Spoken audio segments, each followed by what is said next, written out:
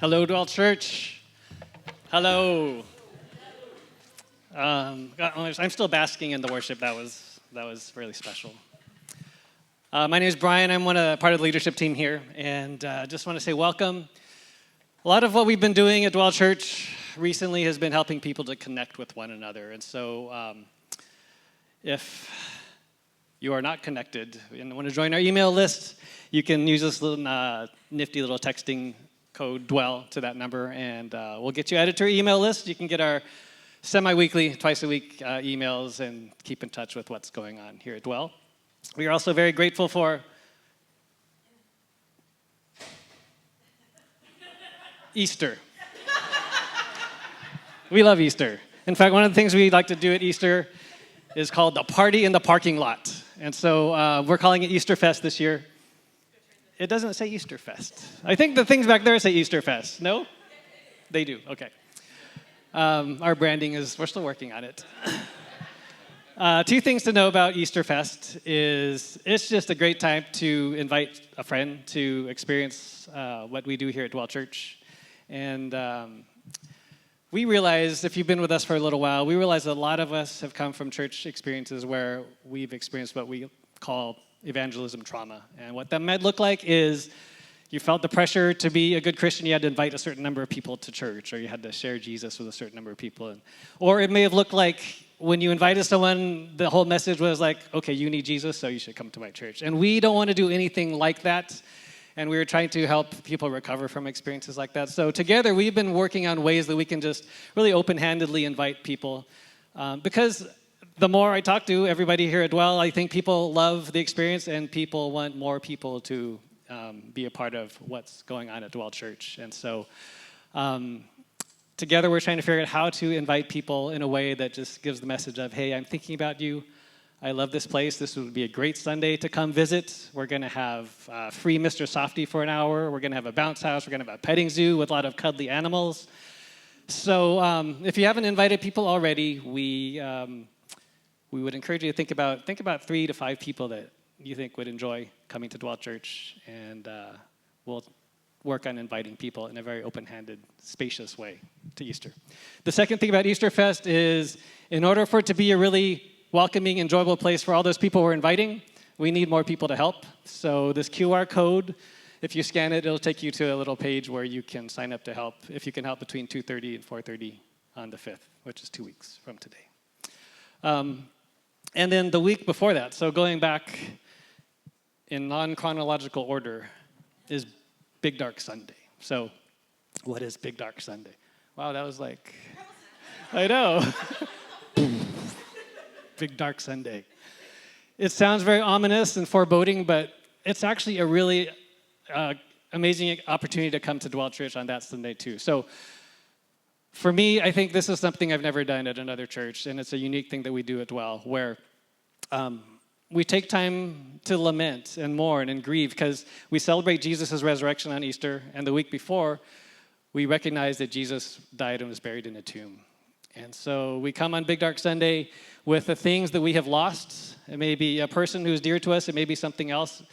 And we bring those before God, and we don't try to just pray away the grief. What we do is we like to sit and ask God to help build new and bigger lives around that grief so that we can move forward in a healthy way. And I think it's just an important way that we collectively, which we just don't do much in our society or in churches, to really acknowledge the grief in our lives. And so what we ask you to do is bring an artifact of some sort, so something physical that reminds you of the thing that you have lost. And there's no pressure to do that, but we find it can be helpful. And we're not going to ask anybody to share anything. It's not show and tell. You don't have to talk to anybody about it. We're not going to be sitting around at tables, but it'll be a good Sunday if you haven't done it before just to take some time to sit into things that we often kind of push aside. And if you've done it before, it's a great thing to just do regularly. I think we don't do it enough. So Big Dark Sunday next week, the 29th. That brings us, one more thing.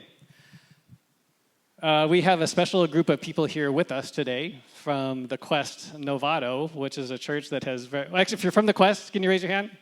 Look at that.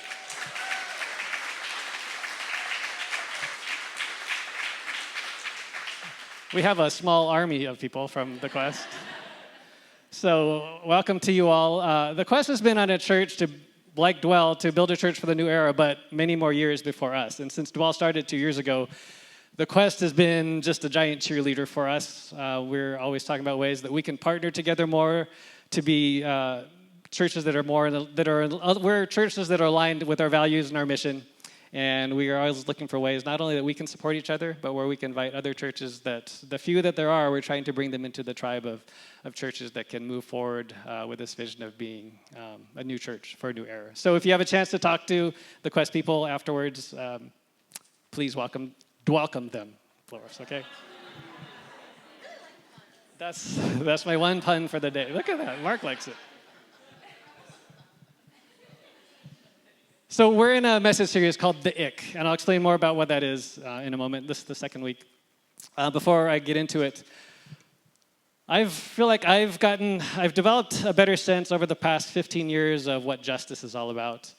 What the Bible says about justice, how God approaches justice and works out justice in the world. And a lot of that has come through co-founding an anti-trafficking organization that fights human trafficking 15 years ago. But it wasn't always like that. In fact, I felt like I was really late to the party and when it comes to understanding God's heart of compassion for the world and how we as followers of Jesus are called to live that out in a just way, to act justly and love mercy and walk humbly, from the book of Micah. I didn't grow up going to church, and I became a follower of Jesus in high school, thanks to my dear Auntie Fong, who shared about Jesus with me. And I know Auntie Fong has prayed for me since before I was born, up to this day, even at age 98. So hi, Auntie Fong, if you're watching online. But then I think I grew through my faith in fits and starts for the next 35 years before I really started understanding more of how God's heart breaks for those who are marginalized, those who are oppressed, those who are on the underside of power. And some of you know the story, I'm not going to retell. In 2008, when I went to China to work with kids who were orphans because they were abandoned because they had some sort of disability. And after that trip, I came back with just a new understanding of how God just, he grieves these kids who have lost their families and connections and networks and support because they have a disability. And they are now outcast. They are marginalized. They are vulnerable. And so as I came back from that trip, I started reading the Bible with a new lens. And as I read through every story in the Bible, I started seeing in new ways that God is all about the disenfranchised. In the Old Testament, when he gives the Israelites the law, they have to care for the fatherless and the foreigner and the widow, the people who have no way to support themselves, the people who are on the underside of power. And then you get to Jesus, and he's talking about how when you feed the hungry, when you give water to the thirsty, when you visit the sick and visit the prisoner, when you clothe the unclothed, then you're doing that for me. And so throughout the Bible, I saw that God's justice is at work all through the Bible and even today. And so we're going to talk a little bit about that because there are many approaches to how to respond to the injustice of the world that we see around us. And we don't have to look very far to see injustice. And I think throughout history, there have been, needless to say, we live in a world of violence. There have been autocratic regimes. There have been despotic dictators and rulers. Even today, we see a lot of empire building, and a lot of it is through violence, right? And there are a lot of ways that people have responded. A famous person is Gandhi, who took his nonviolent resistance to the masses. There are people who gather for protests to make their voices heard. People do that now. People have done that throughout our history.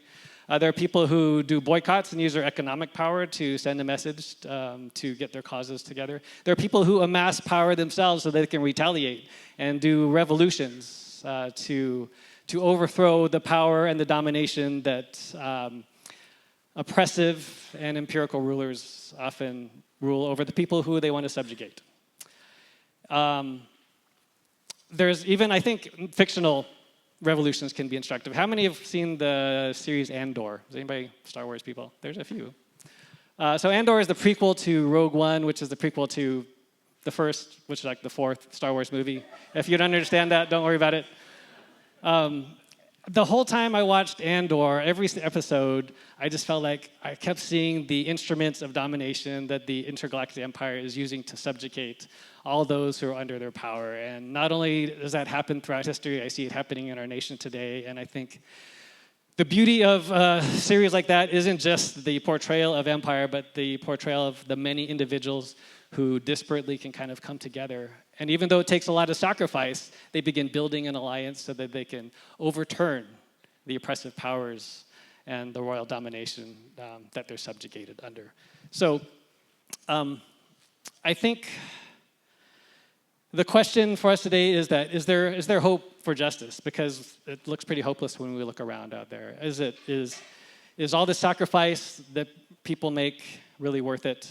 Or do we just resign ourselves to fate and say, I'm just got to check out because it's pretty hopeless? And when we ask those types of questions, it's important, I think, just to look to Jesus. Look to Jesus. Jesus himself lived in a world of empire. The Jews, Jesus' people, lived under the oppressive iron hand of the Roman Empire, right? And there was a lot of violence. One of Jesus' disciples was a zealot. And zealots weren't just called zealots because they had a lot of zeal. They had a vision for overturning and freeing their people from the Roman Empire through violent insurrection. So the violence has persisted from the biblical times, I'd say from the beginning of history until now. But at the same time, Jesus says things like, turn the other cheek. He says, when someone takes your shirt, give him your cloak also. He says, the blessed are the peacemakers. And so as we start thinking about this, how does this all fit together in the narrative of what Jesus teaches and the violence also of the Old Testament? And that's why we're talking about the Ik. These are specific passages that as we read the Bible, we see God being portrayed seemingly as a very violent God. And how does that jive with the whole narrative of the Bible when we take those verses and compare them to what Jesus teaches and compare them to the world we see today? Where does this violence fit in? And the Ik factor comes from when people just read these verses, it can make someone say, why would I want to worship a God like that? Why do you, as a follower of Jesus, worship a God who will wipe out the world? So last week we talked about the flood.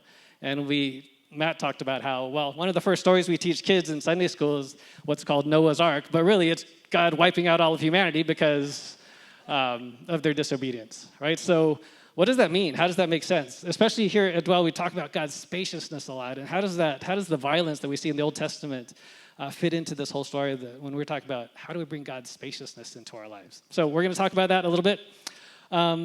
Today's passage is about the conquest of Canaan. So we're going to be in the book of Joshua, chapter 11, and the verses will be up here. But for a little bit of context, if you're not too familiar with Joshua, you might be more familiar with Moses. Moses led the Israelites out of slavery in Egypt. They wandered in the desert for 40 years because they were disobedient. And then Joshua is Moses' successor. And Joshua was charged with leading the Israelites into the promised land that God said, this is the place where you can find rest. The promised land is known as Canaan. And so throughout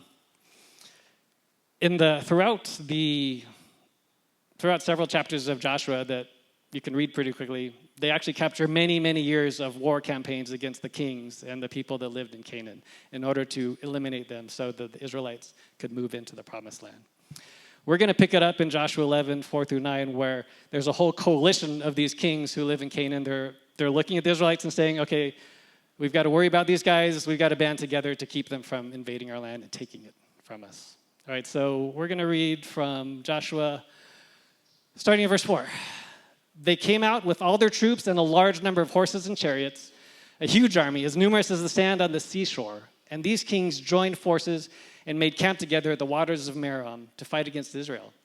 The Lord said to Joshua, do not be afraid of them, because by this time tomorrow I will hand all of them slain over to Israel. You are to hamstring their horses and burn their chariots. So Joshua and his whole army came against them suddenly at the waters of Merom and attacked them. And the Lord gave them into the hand of Israel. They defeated them and pursued them all the way to Greater Sidon, to Misrephoth-Maim, and to the valley of Mizpah on the east, until no survivors were left. Joshua did to them as the Lord had directed. He hamstrung their horses and burned their chariots. If you're not a horse person, hamstringing is basically a way of crippling horses so they couldn't fight in the battle. They couldn't pull the chariots. The soldiers couldn't ride on them. Then we're going to jump to verse 12, 14 and 15. Joshua took all these royal cities and their kings and put them to the sword. He totally destroyed them, as Moses, the servant of the Lord, had commanded. The Israelites carried off for themselves all the plunder and livestock of these cities, but all the people they put to the sword until they completely destroyed them, not sparing anyone that breathed. As the Lord had commanded his servant Moses, so Moses commanded Joshua, and Joshua did it. He left nothing undone of all that the Lord had commanded Moses. It may be a little confusing that it says Moses commanded Joshua because God is commanding him, but you go back to the book of Deuteronomy in chapter 7, and that's when Moses brings the word of the Lord to the Israelites saying that they are to wipe out everybody that lives in Canaan and move in to take over the promised land. So that's why this is what Moses commanded to Joshua. So one reading of this, which is not our reading, is that this justifies a divine mandate to take over land and to eliminate all the people there. And that probably sounds familiar. That's happened throughout history. It's happened where we live right now. But the way that we look at the Bible here at Dwell Church is we like to turn the gem, which is a rabbinical way of saying we look at the Bible from different facets, and we help those facets. We bring those facets into conversation with one another. We meditate on them, and we see how the way the Bible is written, that we are to chew on those and look at those in new ways rather than some strict ways that maybe some of us have heard before. So that's why this is why this is an ick factor passage that God seemingly wants to just erase an entire people, men, women, and children. And so the question that we're going to really talk about today is the way of violence the way of God? Is the way of violence the way of God? So in preparing for this, I read this little book by Walter Brueggemann. It's called Divine Presence and Violence. And one thing he pointed out there that I found very fascinating, that I'd never heard of before. When we see horses and chariots in the Bible, they are almost always associated with oppressive power, with royal dominion. In fact, the Israelites never have horses and chariots. The Israelites are always on the underside of power. And the one exception is when King Solomon of Israel amasses all kinds of things, he gets horses and chariots, but that turns out bad for him. So the horses and chariots really stand as a symbol of royal empire and a symbol of domination through oppression. The good news is that throughout the Bible, when you see these horses and chariots, God is always against the oppressive power. God is against the domination of the royal empire. And that theme continues throughout the Bible. Like for an example, Israel, when they escaped from Egypt, God destroyed the horses and chariots. Okay, that was the first example that came to my mind. God is against the oppressive power of horses and chariots. They are a symbol of imperial domination. So let's talk about how did the Israelites arrive to a place where they had to enter Canaan and they had to wipe out people, and all this violence ensues, right?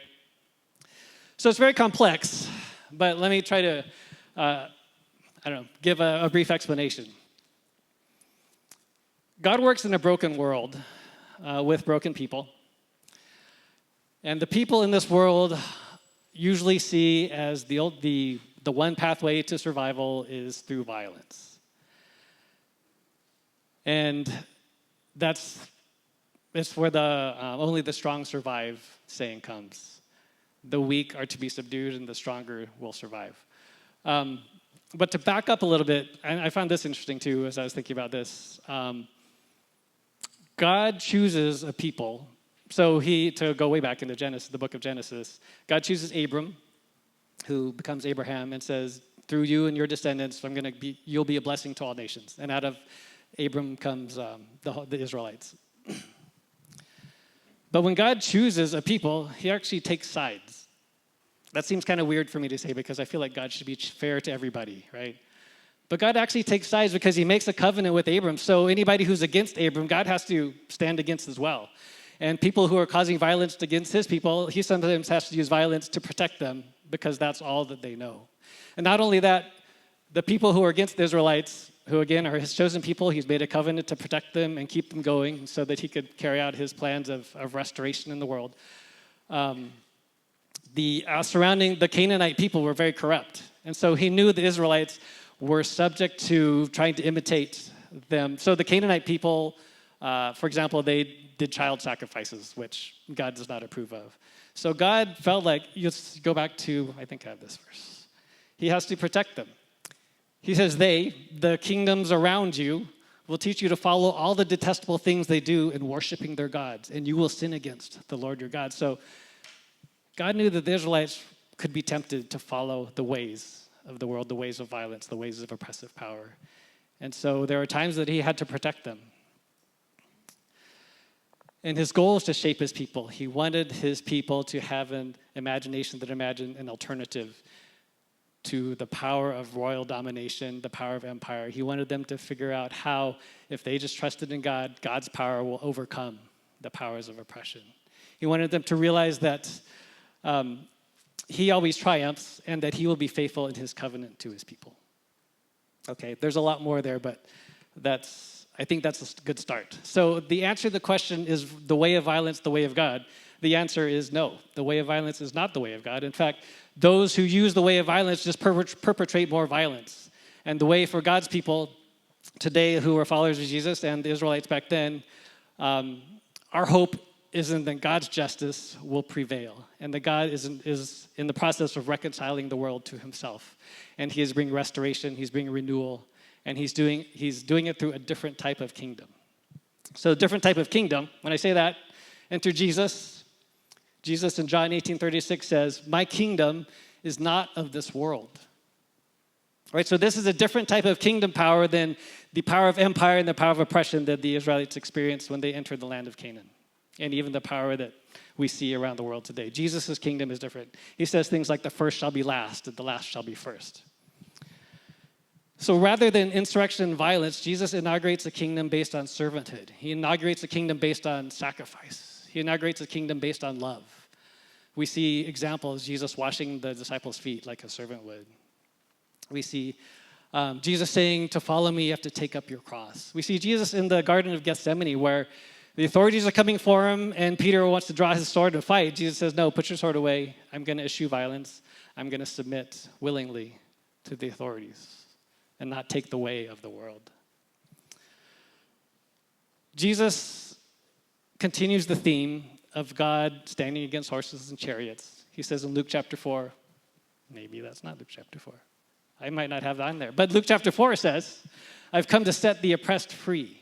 So there's not a disconnect between Jesus' teaching and the God of the Old Testament who says, I'm against oppression. I'm going to stand with the people that I've chosen and those who are on the underside of power. In fact, Jesus says, I've come to also overthrow the powers of this world. And so when Jesus comes, see if this makes sense, God stopped using the fallible kings of Israel to bring about his kingdom, to overthrow oppressive empires. And now he set a new king in place who is Jesus. And he's called the followers of Jesus now, his church, to be the ones who bring about God's kingdom in a peaceable way and not through the implements of domination that we see of the world. Violence, though, is a part of Jesus' life, and I think this is a key to remember. Jesus himself became the victim of violence. In fact, he took on all the violence that the world could muster. And so that reminds us, and we heard this last week, God takes violence very seriously. God has experienced it firsthand in the violence that was committed against his son on the cross. So when we experience violence or know people that do, we know that God is on the side of the victim. Okay, I'm going to bring these big grand concepts down and zoom in a bit. So we're going to talk about the story of Rahab. Rahab, some of you may be familiar with Rahab, lived in the city of Jericho. Jericho was one of the cities that the Israelites first conquered when they came to Canaan. You can read about it in Joshua chapter 2. Rahab was a woman in a patriarchal society, so she had no power to begin with. Rahab was also a prostitute, so she doubly had no power, had no status. She had no voice. But when Israel sends 2 spies into the land of Canaan while they're scoping out the land before they invade, 2 of them come to Jericho. They're in danger of being captured by the king of Jericho. And Rahab chooses to hide them and then help them escape. One of the ways that we turn the gem here is we look at womanist theology. Matt talked about a few of them last week.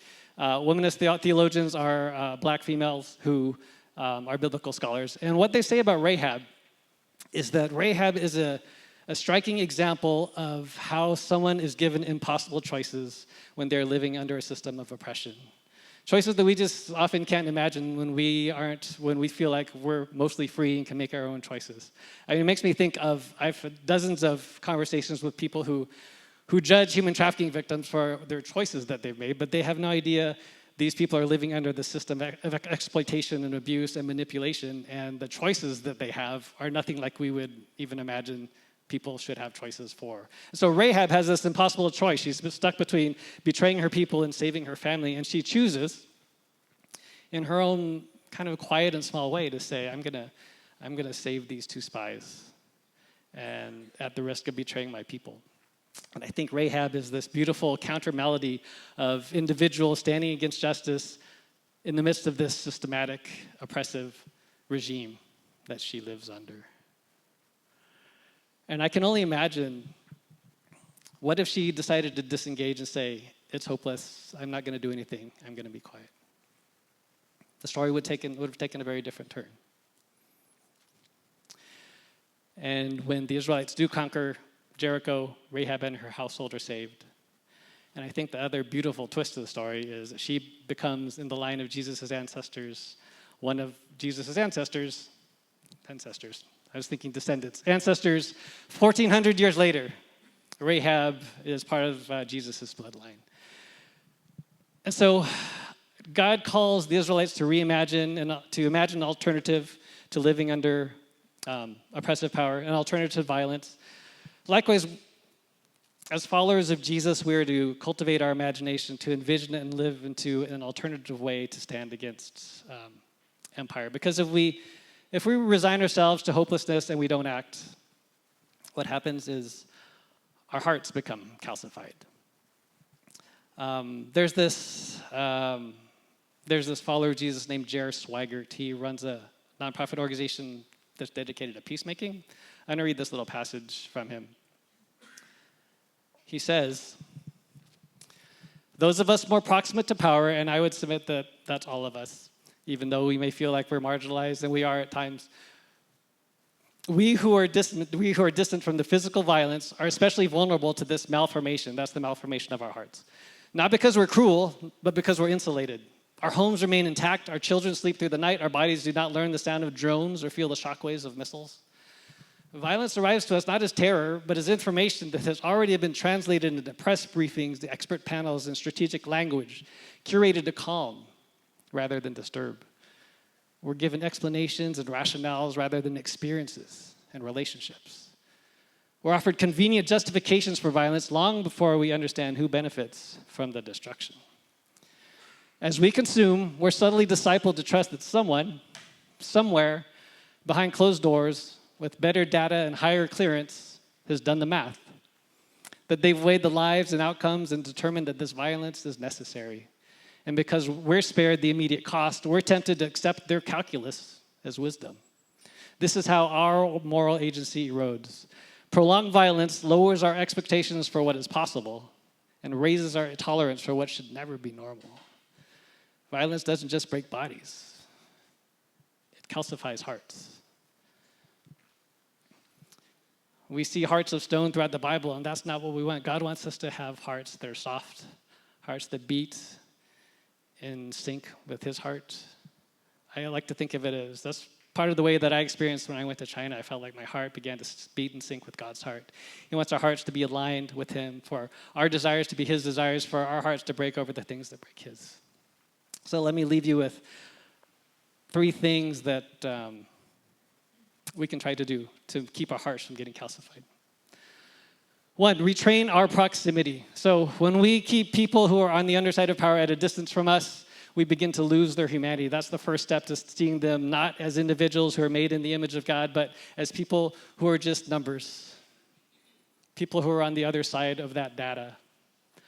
And so it's up to us to reach out to our neighbors, both literally and figuratively. And I think even in our insulated society that most of us live in, we don't have to look very far to know someone who is from a country that's affected by the war in the Middle East right now. We don't have to look too far to know someone who was detained by ICE or has family members who are deported. We don't have to look too far to find someone who is subject to abuse or who's been exploited. And it's up to us to reach out and remember that they are made in the image of God, and we can cultivate those relationships to listen and to see so that our hearts don't get calcified. Second is to discipline our attention. So we all get our news feeds from our various platforms we use, and as we're scrolling, here's the challenge for you. Slow the scroll. Sometimes we just go over those news stories that are disturbing. And I would challenge you just to stop. Look at those numbers. Look at the number of people who have died, the number of people who have been detained, the number of people who are going hungry. Every one of those numbers is an individual who's made in the image of God. Every one of those numbers is someone's mom, someone's dad, someone's son, daughter, someone's spouse. And just take time to lament. Like we do on Big Dark Sunday, we don't take time to grieve. Take time to be sad about what's happening and lament. Bring it before God. And don't let your hearts be calcified. Help God to soften your hearts by sitting in those stories. The third one is to practice listening, forgiveness, and hospitality. So in small ways, we can just do this where God has placed us. Rahab, in her small sphere of influence, decided to practice hospitality and was a part of God's grand plan to bring restoration to this world. And I think we can do the same thing. I love it that it just seems like over the past few months, people at Dwell have been taking the initiative to more organically gather into groups and events and gatherings. And I think it's those little things where we begin to listen to one another better, where we begin to learn to see each other better, where we enter one another's stories, that we create these little bubbles of God's spacious kingdom appearing here on earth. And everybody who's part of those can take some of that out into their regular lives. And as those bubbles start coalescing, we get bigger bubbles of God's spacious kingdom appearing here on earth. And so I said 3 things, but like a lot of preachers, there's a 4th thing. And the question before us is, and Matt asked this question last week, where do you see yourself as a character in the story? So there are times when many of us probably have felt like we are on the marginalized, vulnerable side of power. But the reality is most of us are contributors to or benefactors of the horses and chariots in our world. So I think it's important for us to look inside of our hearts, examine our lives, and figure out where have we contributed to or where have we benefited from the horses and chariots system that we live in. Because the reality is we live in a place where most of us have a lot of privilege that we just often don't even realize or don't look at. And at a minimum, we have economic power, just if you guys live in the Bay Area, so we have the power to choose what we buy, what we don't buy, that will send a message. This is where I would normally give like a 40-minute talk on labor trafficking and where slavery is in the supply chain of most of the products we buy, but I'm not going to do that for you today. Just want to ask the question, how is God calling me to steward the horses and chariot power that I have in my life, where I live? And so I think it's important just to remember God's the good guy. God is the one who is on the side of the rebel army that's trying to take down the intergalactic empire. Our call is to build Jesus' kingdom based on love and grace and gentleness and peace. We are to operate at the margins of society where Jesus did, and we do so by loving God and loving our neighbor where he has placed us in whatever small ways we can be ambassadors of grace, where we can act as peacemakers, where we can show the world that God's spaciousness is something for everybody. And when we do that, we start becoming what God is doing to bring everything back into right relationship in creation. Ephesians 1, chapter 10 says that God is bringing unity to all things in heaven and earth under Christ. And in some way, as we live out this kingdom here, God's spaciousness begins to spread around the world. And the kingdom of love subverts the kingdom that's seeking power through dominance and oppression. And then we begin to be a part of God renewing, restoring, recreating the world around us that will be free of oppression and free of domination. Let me pray for us. God, thank you that you are a God who loves the ones who are marginalized and outcast, that we have created society where people do not have power, and you come alongside them. And you call us to relinquish power in your kingdom because your power is ultimate. You are the one in whom we trust. And we pray that we will do our part to bring your love and your grace, your gentleness, your spaciousness into this world as an antidote to the kingdoms of this world which are seeking power through domination and oppression. But we thank you that you, Lord, are the one who is ultimately victorious and just, and we trust in you in the name of Jesus. Amen.